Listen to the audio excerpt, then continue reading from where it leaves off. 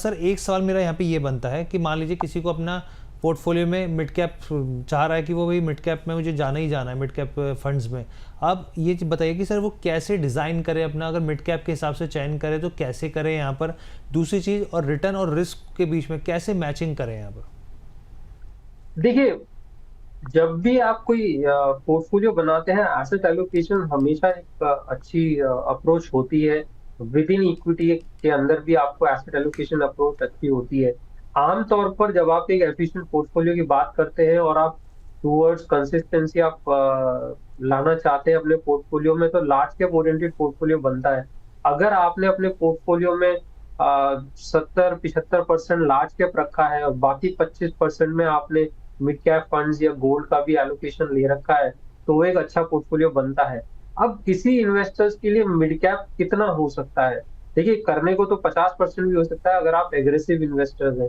अगर आप aggressive investor हैं, समझते हैं कैटेगरी को, आप जानते हैं, तो आप करने को 50% भी कर सकते हैं। पर मुझे ऐसा लगता है कि किसी भी इन्वेस्टर के लिए 60 से 70% अगर आपने लार्ज कैप रखा है और बाकी पोर्टफोलियो में आपने मिड कैप रखा है, तो मुझे लगता है वो एक अच्छा पोर्टफोलियो बन सकता है। यानी कि मिड कैप हम बात कर रहे हैं 20-25% प्रॉब्ली आपका मिड कैप का पोर्टफोलियो अगर है, तो वो एक अच्छा मिक्सचर बन सकता है, एफिशिएंट पोर्टफोलियो की तरफ जा सकता है।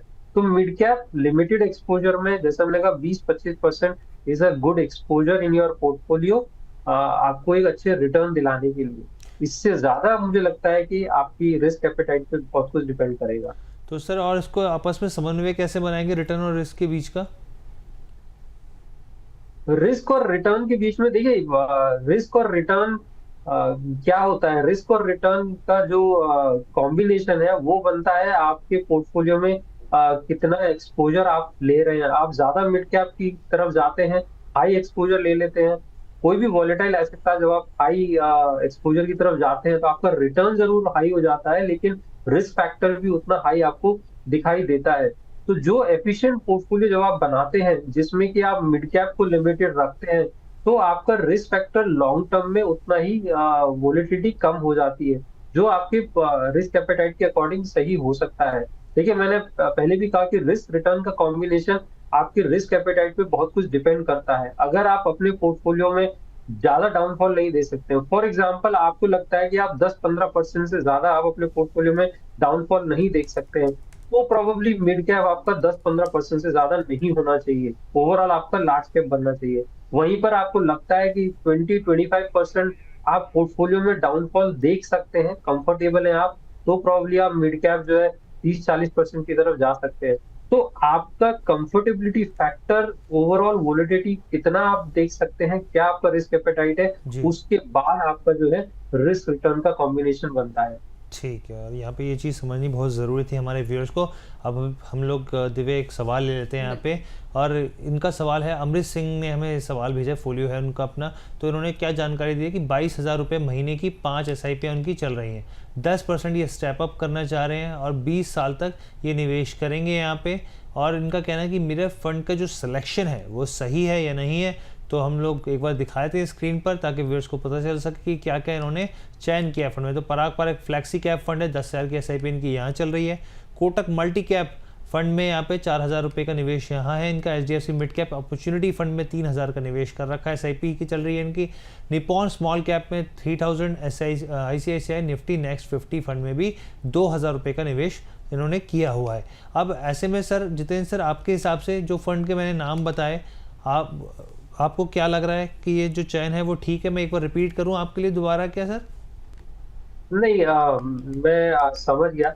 अब अगर हम चलिए इसके पोर्टफोलियो में, इस तरह के पोर्टफोलियो में ओवरऑल मिड कैप के एक्सपोजर को लेते हैं, तो आप देखिए, फ्लेक्सी कैप में मिड कैप का एक्सपोजर है, मल्टी कैप में मिड कैप का एक्सपोजर आता है। आपने मिड कैप अलग से ऐड कर लिया अपने पोर्टफोलियो में, उसके बाद स्मॉल कैप आपने ऐड कर लिया। कहीं ना कहीं आपका पोर्टफोलियो में 60% से ज्यादा मिड कैप ओरिएंटेड पोर्टफोलियो बन गया। जब इतना हाई मिड कैप पोर्टफोलियो आप बनाते हैं, तो एक काफी एग्रेसिव पोर्टफोलियो बनता है, क्योंकि कैटेगरी ऐसी है, मिड कैप स्टॉक्स की हम यहाँ पे बात कर रहे हैं, जो वोलेटाइल होते हैं कंपैरिजन टू लार्ज कैप। अब क्या इतना एग्रेसिव पोर्टफोलियो आपके रिस्क एपेटाइट को सूट करता है? आपको लार्ज कैप में कंसिस्टेंसी नहीं चाहिए, तो मुझे ऐसा लगता है कि थोड़ा सा आपको लार्ज कैप ओरिएंटेड ज्यादा जाना चाहिए। किसी भी इन्वेस्टर्स के लिए, लॉन्ग टर्म इन्वेस्टर्स के लिए लार्ज कैप का होना बहुत अच्छा है। आपको पोर्टफोलियो में कंसिस्टेंसी मिलती है। लेकिन ऐसे पोर्टफोलियो में, क्योंकि हम मिड कैप जब अलग से ऐड करते हैं तो हम ये नहीं देखते कि हमारा जो ऑलरेडी फंड्स है उसमें कितना मिड कैप एक्सपोजर हो रहा है। मल्टी कैप में मिड कैप एक्सपोजर होता है, डिफाइंड होता है, मिनिमम 25% तो होता ही है। मिड कैप में भी, स्मॉल कैप में भी, फ्लेक्सी कैप भी मिड कैप एक्सपोजर ले रहा है। आपने मिड कैप और ऐड कर दिया तो अब मिड कैप और स्मॉल कैप की तरफ आपका पोर्टफोलियो पूरी तरह से डाइवर्ट हो गया। वो मुझे लगता है वो मिक्सचर जो है काफी एग्रेसिव हो जाता है। वो आपके रिस्क टॉलरेंस को कितना सूट करेगा ये आपको जो है एनालाइज करने की जरूरत है। सर मतलब अगर कोई कम रिस्क प्रेफर करता है तो उसे मिड कैप के बजाय जो है बाकी चीज़ें अपने पोर्टफोलियो में थोड़ी ज़्यादा रखनी चाहिए। देखिए, जो अगर कम रिस्क, अगर कम रिस्क या कंजर्वेटिव इन्वेस्टर्स हैं, कम रिस्क अपने पोर्टफोलियो में चाहते हैं, तो मुझे ऐसा लगता है मिड कैप के बदले उनको उस तरह के फंड चूज करने चाहिए जो अपने आप वो एक्सपोजर लेके फंड मैनेजर मैनेज करता है। प्रोबेबली हाइब्रिड इक्विटी फंड्स हैं, वो अच्छा एक्सपोजर हो सकते हैं। मल्टी एसेट फंड्स हैं, वो अच्छे एक्सपोजर हो सकते हैं। तो जो लोग कम रिस्क में करना चाहते हैं उनके लिए बेटर यही है कि वो फंड उस वो वाले सिलेक्ट करें जिसमें आपको एसेट एलोकेशन मैनेज नहीं करना है, fund manager asset allocation manage कर रहा है। जी जी जी। एक चीज़ सर हम ये भी जानना चाहेंगे कि क्या मतलब अगर किसी को मिड कैप में एंटर करना है, निवेश करना है, तो कौन सा रास्ता उसके लिए चुनना बेहतर है? एसआईपी चुने या फिर लमसम जो है निवेश कर दे? दोनों में से क्या बेटर है, क्या आप सजेस्ट करेंगे? देखिए, वैसे तो सरप्लस है तो लमसम भी इन्वेस्ट किया जा सकता है। अब निर्भर करता है कि आपका जो है कैश फ्लो किस तरीके से है। अगर आपका सैलरीड है, मंथली इनफ्लो आता है, तो आप एसआईपी के जरिए करेंगे ज्यादा बेटर है लॉन्ग टर्म में। बट आपके पास सरप्लस ऑलरेडी अवेलेबल है तो आप इन्वेस्ट कर सकते हैं, आज इन्वेस्ट कर सकते हैं, कंसिडरिंग आपका लॉन्ग टर्म होराइजन है। तो ये बहुत कुछ निर्भर करता है कि आपके पास सरप्लस किस तरीके से अवेलेबल है। आज आपके पास लमसम है, आप उसको अगले 10-12 साल की एसआईपी उस कॉर्पस से नहीं कर सकते, वो कॉर्पस आप आज इन्वेस्ट कर सकते हैं। तो आपके कैश फ्लो के ऊपर डिपेंड करेगा कि आप कौन सा रास्ता अपनाते हैं। ठीक है सर, ये आपने क्लैरिटी दे दी। अच्छा सर, एक चीज़ बताइए, क्योंकि निवेशकों के मन में हमेशा ये सवाल रहता है, वो समझना चाहते हैं कि पोर्टफोलियो कितना परसेंट मिड कैप को देना चाहिए, क्योंकि हमेशा बात होती है कि भाई मिड कैप में वो पावर होती है कि वो लार्ज कैप बन सकते हैं, एक अच्छा रिटर्न जनरेट कर सकते हैं, स्मॉल कैप के मुकाबले ज़्यादा बेहतर जो वॉलेटिलिटी है वो यहाँ पे नहीं रहती है उसके कंपैरेटिवली। हालांकि लार्ज कैप के मुकाबले तो यहाँ पे वॉलेटिलिटी रहती है, लेकिन मिड कैप में कितना एक्सपोजर देना चाहिए पोर्टफोलियो में? देखिए हर्ष, हम इस तरीके से समझें इसको कि मिड कैप के एक्सपोजर से पहले आप डिफाइन कीजिए आप लार्ज कैप कितना रखेंगे अपने पोर्टफोलियो में। अब अगर मैं डिसाइड करता हूं कि मैं 70% लार्ज कैप रखूंगा अपने पोर्टफोलियो में बिकॉज मुझे कंसिस्टेंसी ज्यादा चाहिए, तो 70% आपका लार्ज कैप हो जाता है। अब आपके पास 30% का रेशो बचता है। उस 30% के रेशो में मैं 5%, 10% गोल्ड भी एलोकेट कर सकता हूँ, तो मेरे पास 20% का मार्जिन बच जाता है। उस 20% में मैं अगर अपने पोर्टफोलियो को थोड़ा और अच्छा करना चाहता हूँ तो मैं मिड कैप को मैं ऐड कर सकता हूँ। तो ये मिड कैप का एक्सपोजर, मुझे ऐसा लगता है पहले आपका लार्ज कैप एक्सपोजर डिफाइन होना चाहिए, उसके बाद मिड कैप एक्सपोजर आपका डिफाइन होना चाहिए। चलिए जितेंद्र जी, अगर हम हमारे दर्शकों के लिए आपकी एक्सपर्टीज की सलाह लें, आपका सजेशन लें, तो आप किस तरीके के मिड कैप फंड्स को जो है ट्रैक करने की सलाह देंगे? देखिए, मिड कैप फंड्स में फंड्स तो नहीं बताऊंगा कि कौन से फंड्स हैं, किस तरह के फंड्स हैं। मिड कैप फंड्स में भी अलग अलग स्ट्रैटेजीज हो सकती हैं। कोई भी मिड कैप फंड जब आप सिलेक्ट करते हैं तो उसका क्या हिस्ट्री रहा है वो, और मिड कैप फंड आपकी कुछ स्ट्रैटेजीज वेरी करती हैं। फॉर एग्जांपल, कोई मिड कैप फंड है वो ग्रोथ स्ट्रैटेजी पे काम करता होगा, यानी कि उसमें आपको पोर्टफोलियो चर्निंग ज्यादा दिखाई देगी। उसमें आपको प्रोबेबली ऐसे स्टॉक्स दिखाई देंगे जो ग्रोथ स्ट्रैटेजी पे डिपेंड करते हैं, जो ग्रोथ स्टॉक है, यानी कि वो जल्दी आपको रिटर्न निकाल के दे देंगे। कुछ मिड कैप फंड्स ऐसे हो सकते हैं जो ग्रोथ स्ट्रैटेजी पे ना करके वैल्यू स्ट्रैटेजी पे भी वर्क कर सकते हैं। जो लॉन्ग टर्म में होल्ड स्ट्रैटेजी आपको उसमें ज्यादा दिखाई देगी, पोर्टफोलियो चर्निंग कम आपको दिखाई देगा। उसमें आपको रिटर्न, अब दोनों में रिटर्न का वेरिएंस आपको दिखाई दे सकता है। शॉर्ट टर्म के अंदर एक ग्रोथ स्ट्रैटेजी पे उसमें फंड में रिटर्न आपको ज्यादा दिखाई दे सकता है, दूसरे में रिटर्न आपको कम दिखाई दे सकता है। कोई फंड मैनेजर है वो एक पर्टिकुलर स्ट्रैटेजी पे काम करते हैं, वो उस पे कंसिस्टेंट रहते हैं। उस समय में हो सकता है आपको अच्छे समय भी उस फंड में रिटर्न ना दिखाई दे।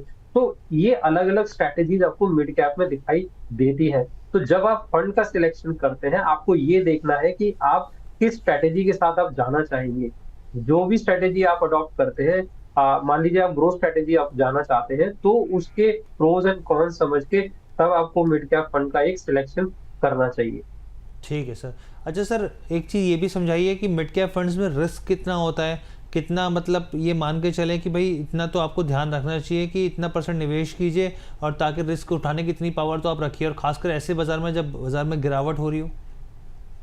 देखिए, रिस्क को नोटिफाई करना बहुत मुश्किल है, कि कितना रिस्क हो सकता है मिड कैप में। वोलेटाइल है। हम ये समझते हैं कि एक लार्ज कैप अगर कोई फंड है, वो अगर 10% डाउन जाएगा, जब मार्केट डाउन जाएगा, तो आपका मिड कैप जो है 20% डाउन जा सकता है, 25% डाउन जा सकता है। ये रिस्क की डेफिनेशन आपको वोलेटिलिटी इस तरीके से समझनी होगी। तो अब अगर मैंने पोर्टफोलियो में 60-70% लार्ज कैप रखा है, तो मैं एक्सपेक्ट कर सकता हूँ कि मेरा पोर्टफोलियो 20-25% डाउन ना जाके 15% तक डाउन जा सकता है, कि थोड़ा उसमें मिड कैप का एक्सपोजर है। लेकिन मैं अगर मिड कैप का एक्सपोजर 50% पे ले आता हूँ, तो शायद मेरा पोर्टफोलियो 30% तक डाउन जा सकता है, क्योंकि उसमें मिड कैप है, स्मॉल कैप का भी एक्सपोजर है। तो जब आप पोर्टफोलियो रिस्क की बात करते हैं, एक्सपोजर की बात करते हैं, तो आपको वो डाउनफॉल कितना जा सकता है, वो आपके एक्सपोजर के ऊपर डिपेंड करेगा। तो सबसे आसान तरीका यही है समझने का, कि एक लार्ज कैप अगर 10% डाउन जाएगा, तो मिड कैप उसका 20%, 25% या उससे ज्यादा भी जा सकता है, और स्मॉल कैप होगा तो उससे ज्यादा भी जा सकता है। तो आपको देखना है कि आपको क्या कॉम्बिनेशन चाहिए, उसके हिसाब से आपकी प्रोबेबिलिटी बनती है आगे आने वाले समय में आपके पोर्टफोलियो में। ठीक है सर। अच्छा सर, बाज़ार में जो मौजूदा माहौल है, जो स्थिति देखने को मिल रही है, अब आपका क्या मानना है, म्यूचुअल फंड का किस तरीके का यहाँ पे पोर्टफोलियो बनाने की आप सलाह देंगे? अगर कोई इन्वेस्टर चाह रहा है कि अब बाज़ार में फंड्स में निवेश किया जाए, तो वो किस आधार पे एंट्री की जाए, किस तरीके से एक बैलेंस फंड बनाया जाए, या फिर मान लीजिए कोई स्टेप अप करना चाह रहा है यहाँ पर, तो वो किस तरीके से करे, क्या स्ट्रेटजी अपनाए यहाँ पर? देखिए, आज बहुत कुछ निर्भर करता है। जो एग्जिस्टिंग इन्वेस्टर हैं, उनके पास लार्ज कैप का पोर्टफोलियो और बना हुआ है ऑलरेडी, मिड कैप जैसे फंड्स में एंटर कर सकते हैं।